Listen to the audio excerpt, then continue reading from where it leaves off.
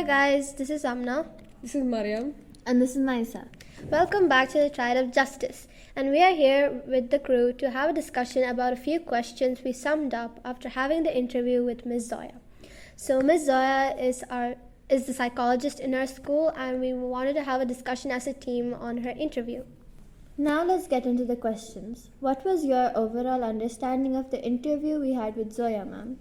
So for me, I think she was very biased. She was mostly talking about how women are usually the victim and didn't really get into how men can also be a victim. Only when we had inquired about them off screen had she told us about how easily they get accused falsely because of how many people have a misconception of men always being the perpetrator. Additionally, I believe she didn't give us a whole perspective on sexual offense and gave us a lot of information that we're already familiar with. And she kept on talking about the same chain or sequence, like it's either the environment, peer pressure, or family conflict over and over again. But she did give us an idea on what to research on. To be honest, I realized that she keeps going around in circles, and only after beating around the bush for most of the answer did she give the actual point. Not saying that her interview did not help us, but she seems quite inexperienced in giving interviews. Nonetheless, she provided us with useful enough information. Now let's get on with the next question. What is your opinion on the ongoing problems that are taking place which are related to sexual offenses? Being absolutely honest, whenever I read or hear about such cases, deep inside of my heart, not just mine, but I'm sure everyone else, we feel sorry for them. And generally speaking, they didn't deserve to be assaulted. I mean, people should come to their senses. They were forced against their will, and if anyone deserves justice, it should be them, regardless of their gender. As a female and also a minor, hearing these kinds of things makes me feel really insecure about what could happen if I'm not careful enough. And it also makes me feel really sympathetic to those who are victims of such abuse.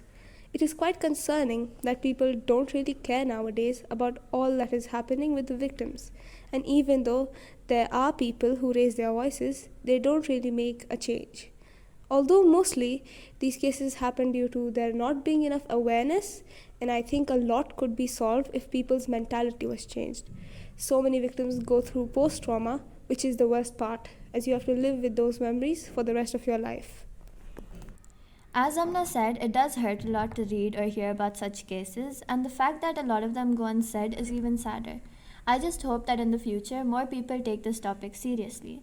And as for what Mariam said, I do agree to the fact that I think twice before going out because of how scared I am about this happening to me. It's also hard to have a comfortable conversation alone with men outside because I'm just not able to trust them. So I really hope someone brings a change to this. Now, let's get on with the next question.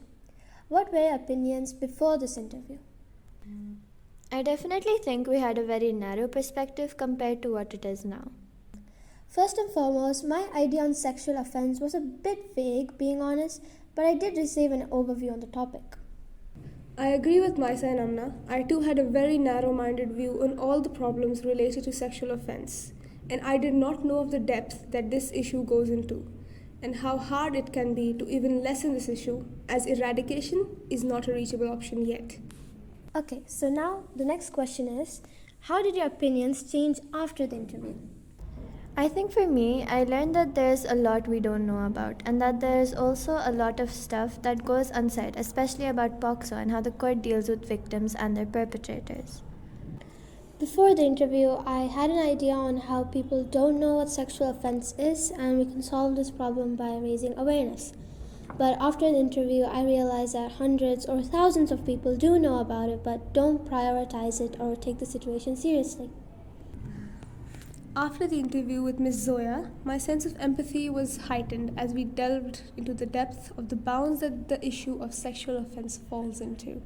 This made me feel very emotionally saddened, and I felt the need to change what is ignored and put light onto that what is unheard. So now for the next question. In your perspective, what are the possible courses of action that can be taken to prevent such crimes from happening? Having specific areas for women on public transportation, such as buses and metros, is one approach that has been taken. Another would be to have a male and female security guard stationed close to waiting areas. along with cameras that keep an eye on the area at all times.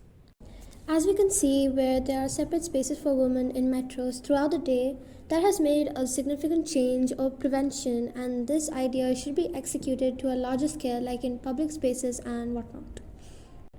In my perspective, the possible courses of action include having talks with not only possible victims, but also in general. This could lead to a mentality change, which is truly much needed in today's day and age. I think most of these cases occur due to unchanged mentality and forced personality that is drilled into people at young ages, limiting their empathy, making them feel empowered to do filthy acts, and bounding them to stereotypical standards that hinder growth.